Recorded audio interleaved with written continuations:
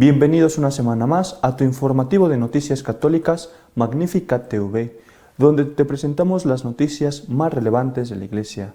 El día de hoy es miércoles, 3 de abril de 2024, y estos son nuestros titulares. Con buen aspecto y mejor voz que en días pasados, el Papa presidió todos los oficios de Semana Santa, a excepción del Vía Crucis en el Coliseo. Monseñor Gallagher, encargado de las relaciones con los estados en el Vaticano, ha advertido que sería muy peligroso si Ucrania perdiera la guerra contra Rusia. Los ortodoxos rusos, lo mismo que hicieron los coptos egipcios, han roto el diálogo ecuménico con los católicos debido a la bendición de parejas homosexuales. El prefecto del dicasterio del clero ha rechazado la idea de que poner fin al celibato sacerdotal sirva para aumentar las vocaciones en la Iglesia. La Iglesia en Francia ha experimentado un notable aumento de peticiones de bautismo por parte de adultos, incluidos los que vienen del mundo musulmán. La Semana Santa ha mostrado un papa recuperado de la bronquitis. El domingo de Ramos no pudo leer la homilía, pero el resto de días lo ha hecho sin problemas. La Semana Santa empezó con un susto sobre la salud del Papa, pues no solo no pudo leer la homilía, sino que no quiso que se leyera, para no alargar la ceremonia. Esto desató todas las alarmas sobre su salud. Sin embargo, el resto de los días el Papa se ha mostrado recuperado de la bronquitis. El Jueves Santo presidió la misa de la Cena del Señor en una cárcel de mujeres y allí lavó los pies a 12 reclusas. El Viernes Santo presidió el oficio de la Pasión en el Vaticano con normalidad. Sin embargo, hubo de nuevo alarma cuando no participó en el Vía Crucis en el Coliseo, anunciando su ausencia solo 5 minutos antes de que empezara. De nuevo volvió la tranquilidad en la noche del sábado, para la vigilia pascual, en la que presidió la Santa Misa y pronunció la homilía con una buena voz. Lo mismo ocurrió durante la celebración de la Misa de Resurrección en la mañana del día de Pascua. En la tradicional bendición Urbi et Orbi, impartida el domingo de Pascua ante miles de fieles, el Papa volvió a pedir por la paz en el mundo, muy especialmente para que terminaran las 2 guerras que hay ahora mismo en marcha, la de Ucrania y la de Tierra Santa. Por el bien de todos, Ucrania no puede perder la guerra contra Rusia, ha dicho Monseñor Gallagher, encargado vaticano de la relación con los estados. Monseñor Gallagher, secretario vaticano para las relaciones con los estados, ha concedido una entrevista a TG1, televisión italiana, en la que aborda el atentado en Moscú, el futuro de Europa y del mundo, la guerra en Ucrania y Oriente Medio, y lanza una advertencia sobre la situación en los Balcanes. El Papa, afirma el prelado, siempre ha dicho que las guerras terminan en la mesa de negociaciones. Creo que el Papa ha querido animar a la parte ucraniana a dialogar por el bien del país. Al mismo tiempo, creo que la Santa Sede siempre ha sido muy clara con la parte rusa, pidiendo que también ellos deben enviar señales en esta dirección, empezando por dejar de disparar misiles sobre el territorio ucraniano, y el conflicto, los armamentos y todos los conflictos cotidianos deben cesar. En esta línea, el secretario para las relaciones con los estados reitera que debemos hacer todo lo posible para evitar una derrota de Ucrania, porque eso cambiaría radicalmente las cosas. En lo que insisten la Iglesia, la Santa Sede y el Papa es en trabajar por la paz y tratar de promover la paz. No se puede pensar en llegar a una solución mediante la victoria o la derrota. El prelado no deja de reiterar el temor a la escalada nuclear. Esto nos hace tomar conciencia de que debemos construir un mundo sin armas nucleares y de que, en realidad, la posesión de estas armas nos hace más vulnerables y no nos garantiza la seguridad. Para Gallagher, es inevitable que cuando terminen los conflictos haya un nuevo orden mundial, no solo una división Occidente-Oriente, sino más grupos aliados en el mundo. En la entrevista se dedicó amplio espacio a la guerra en Oriente Medio, empezando por la desastrosa, catastrófica y terrible situación en Gaza. Gallagher reitera la solución de 2 pueblos, 2 estados para el futuro de Israel y Palestina. Una solución que requiere esfuerzos y sacrificios y que parecía archivada. En cambio ahora se habla mucho más de ella en la comunidad internacional. Esto nos da alguna esperanza, dice el prelado. Hablando de Hamás, afirma que la organización terrorista no tiene futuro como entidad política. Ellos también deben renunciar a la destrucción del Estado de Israel. Ellos también deberían tener mucho más en cuenta el bien del pueblo palestino. Para Gallagher, es necesario renovar las instituciones palestinas y escuchar mucho más la voluntad del pueblo para el futuro y su deseo de poder expresar su autodeterminación en las urnas. Los ortodoxos rusos han roto diálogo ecuménico con los católicos debido a la bendición de parejas homosexuales, aprobada en Fiducia Supplicans.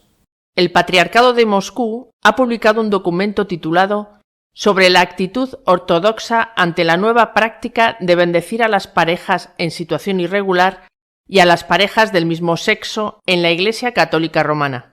Rechazan la bendición de ese tipo de parejas y aseguran que con Fiducia Supplicans la Iglesia Católica se desvía de la moral cristiana. El texto, redactado por encargo del patriarca Kirill por la Comisión Sinodal Bíblico-Teológica presidida por Hilarion, metropolitano de Budapest y Hungría, presenta algunas consideraciones en respuesta a la declaración Fiducia Supplicans, publicada por el Dicasterio para la Doctrina de la Fe el 18 de diciembre de 2023. Las ideas expresadas en la declaración Fiducia Supplicans representan una desviación significativa de la enseñanza moral cristiana y requieren un análisis teológico, se lee en la introducción del documento de la Comisión Sinodal. El amor de Dios por el hombre no puede ser la base para bendecir a las parejas en convivencia pecaminosa. Dios ama al hombre, pero también lo llama a la perfección. El amor de Dios por el hombre le llama a apartarse del pecado que destruye su vida.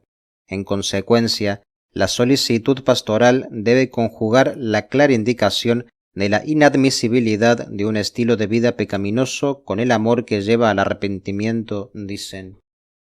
La declaración no dice nada sobre luchar contra el pecado, renunciar a estilos de vida pecaminosos o ayudar pastoralmente al creyente a superar el pecado. El texto de la declaración está redactado de tal manera que se puede deducir que un estilo de vida pecaminoso no es un obstáculo para la comunión con Dios. Fiducia Supplicans guarda absoluto silencio sobre el sacramento de la penitencia como fuente necesaria de la gracia. Además, la Comisión observa que en el documento en cuestión la expresión parejas del mismo sexo aparece diferenciada de la expresión parejas irregulares, sin que esta última sea definida en el texto. La Comisión Sinodal afirma que Fiducia Supplicans declara la posibilidad de bendecir a las parejas del mismo sexo, lo que es antitético a la moral cristiana, y que de hecho las equipara a la cohabitación extramatrimonial de las parejas heterosexuales. En Fiducia Supplicans falta la definición de la cohabitación homosexual como pecaminosa. Todos los creyentes, incluidos los que tienen tendencias homosexuales, necesitan atención pastoral. Sin embargo, dicha atención pastoral no debe tener como objetivo legitimar un estilo de vida pecaminoso, sino curar el alma de los que sufren. La Iglesia no puede de ninguna manera bendecir a las parejas del mismo sexo. Cabe señalar que los obispos católicos de Rusia comparten la opinión de sus hermanos ortodoxos sobre la bendición de parejas homosexuales y en situación irregular que consideran inaceptable. El fin del celibato sacerdotal no hará que aumenten las vocaciones, ha dicho el cardenal Lázaro Yu, prefecto del Dicasterio para el Clero. El cardenal Lázaro Jouhensik, prefecto del Dicasterio para el Clero, ha apoyado las palabras a favor de mantener el celibato sacerdotal de Monseñor Cullinan, obispo de Waterford y Lismore, y presidente del Consejo de Vocaciones de la Conferencia Episcopal de Irlanda. El verdadero testimonio de la fe es la respuesta a la disminución de vocaciones en Irlanda, no los sacerdotes casados, dijo el cardenal durante una visita al santuario de Knock en Irlanda. El purpurado dijo que hay quienes piden poner fin a la prohibición de que los sacerdotes se casen, pero no hacen nada para promover la vocación al sacerdocio en sus propias familias. Digo a los fieles laicos que tengan más hijos y promuevan vocaciones en sus familias y entre sus hijos, afirmó el cardenal. En el contexto de que el matrimonio sea una respuesta a la crisis de vocaciones, el cardenal Yu señaló a la Iglesia ortodoxa, donde se permiten los sacerdotes casados y las vocaciones también han disminuido.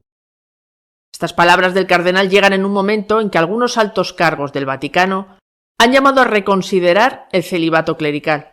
A principios de este año, uno de los secretarios del Dicasterio para la Doctrina de la Fe, Monseñor Scicluna, pidió que el celibato fuera opcional. Si dependiera de mí, revisaría el requisito de que el sacerdote tenga que ser célibe. La cuestión del celibato obligatorio no se abordará en las discusiones sinodales de octubre de este año, dijo el cardenal Mario Grech la semana pasada cuando el Vaticano anunció grupos de trabajo para abordar temas como el diaconado femenino y los asuntos LGBTQ. La Iglesia en Francia ha tenido este año un notable aumento de bautismos de adultos con respecto a años anteriores, incluidos muchos que eran musulmanes. Sí, es cierto que estamos experimentando un fuerte aumento en el número de catecúmenos. Así de claro se expresó Monseñor de Moulin-Beaufort, arzobispo de Reims y presidente de la Conferencia Episcopal Francesa. De Moulins-Beaufort describió que al comienzo de la Cuaresma se reunió con otros obispos en sesiones y todos se sorprendieron por la gran cantidad y diversidad, así como por el alto nivel de los catecúmenos de este año. Sabemos que son más jóvenes que antes. Hace 10 años, la edad promedio era de 40 años, pero hoy en día, en mi opinión, está alrededor de los 30 años. Ahora es importante que como Iglesia los recibamos bien, para que encuentren su lugar entre nosotros. Nuestras comunidades deben acostumbrarse a recibir nuevos miembros. Esta es una tarea para todos los cristianos, y este es también el sentido de la Cuaresma. Es un tiempo de conversión, para que podamos recibir mejor a los catecúmenos, que se convertirán en nuestros hermanos y hermanas. En el conjunto de Francia, con respecto al año anterior, el aumento de bautismos de adultos en esta Pascua ha sido del 30%, y en la arquidiócesis de París ese aumento también ha sido significativo, el 25%. Nuestro editorial de esta semana está dedicado a comentar las señales positivas de revitalización de la Iglesia, como es el caso del aumento de bautismos de adultos en Francia. Viernes Santo por la tarde, primer Viernes Santo de la historia. María Magdalena y las otras mujeres que han preparado el cuerpo de Cristo, el cuerpo muerto, destruido de Cristo, le han dejado metido dentro de aquel sepulcro nuevo y han visto cómo se corría la piedra que cerraba la cámara sepulcral. A toda prisa han limpiado, como han podido, el cuerpo de Cristo, le han envuelto con un largo paño su cuerpo y con un paño mucho más corto su cabeza.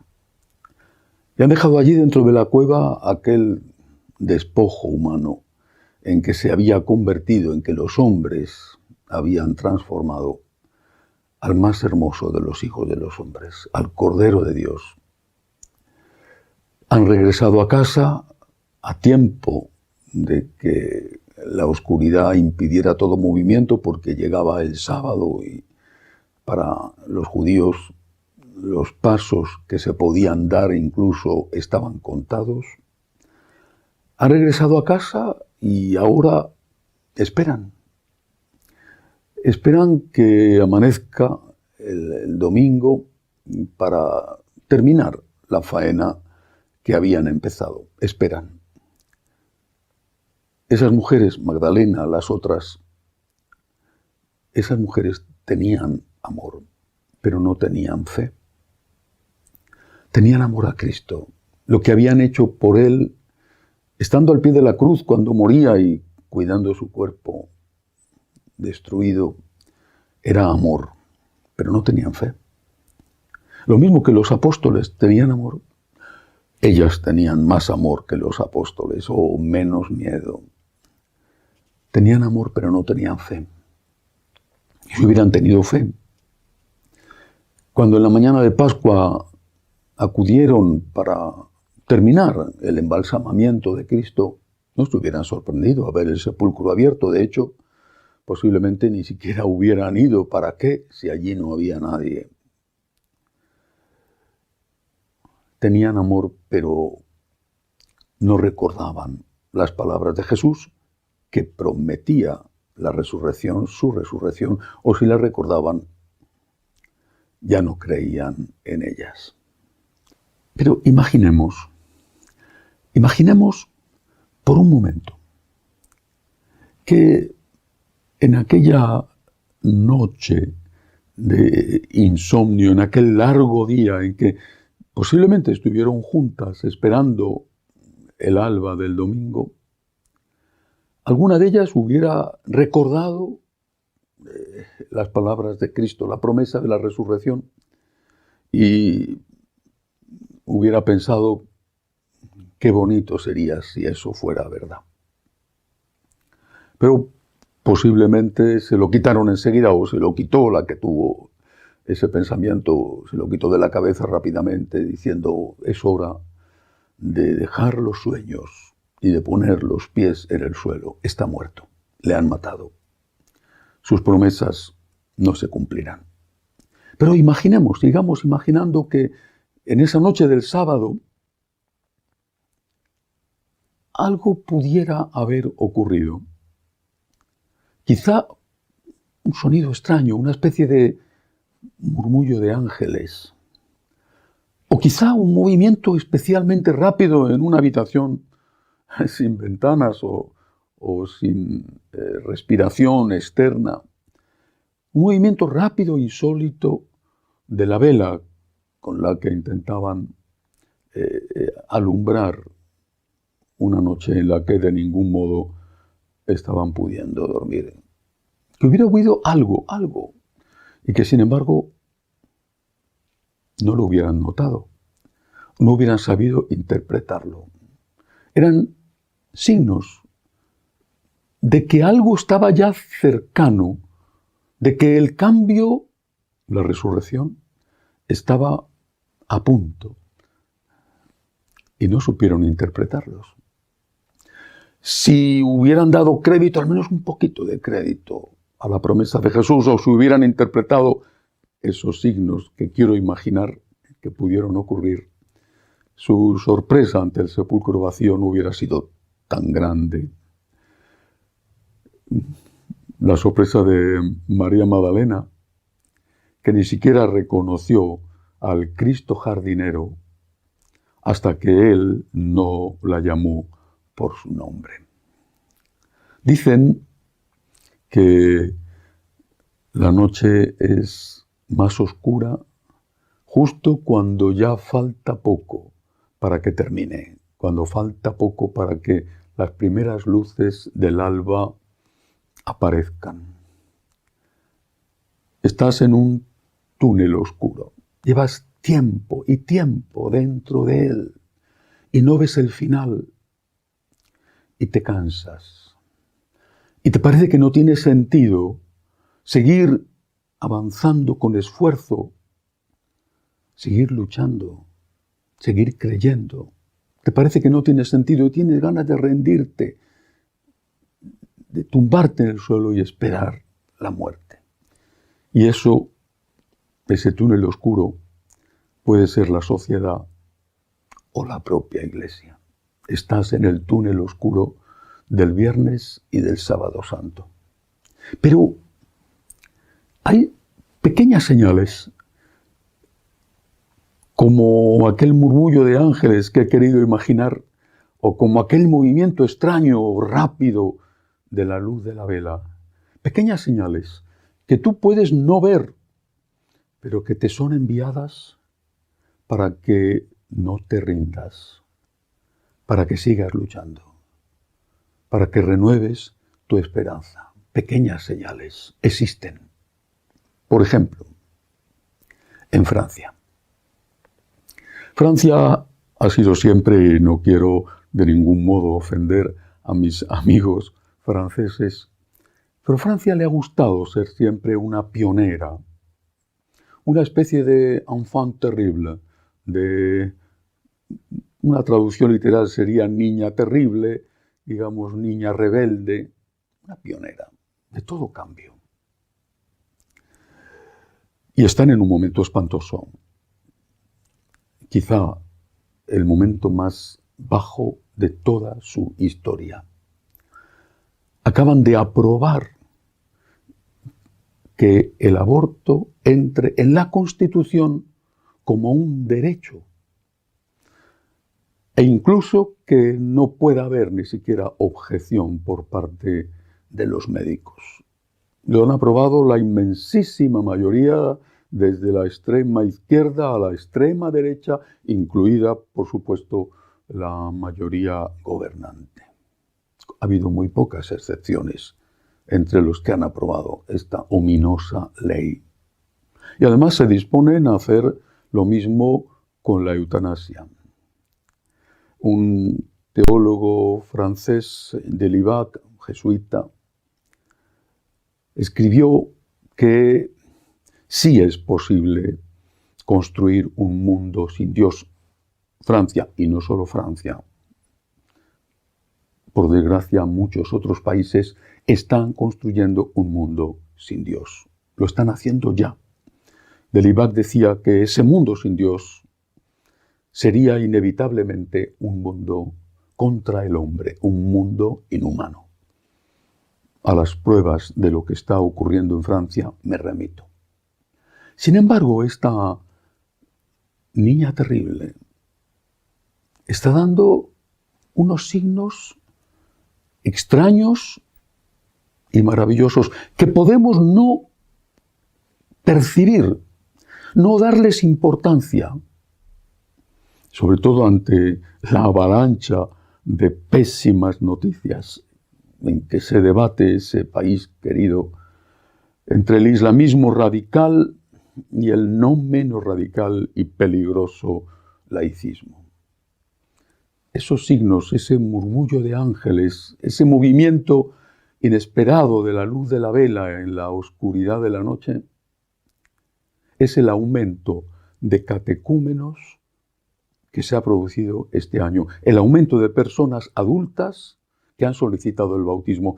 En la ciudad de París, que no es precisamente el lugar más católico de Francia, el aumento ha sido del 25% y en el conjunto de Francia del 30%. Y el presidente de la Conferencia Episcopal Francesa ha afirmado, con los datos en la mano, que si antes la edad media de los que solicitaban ese bautismo era de 40 años, ahora es de 30.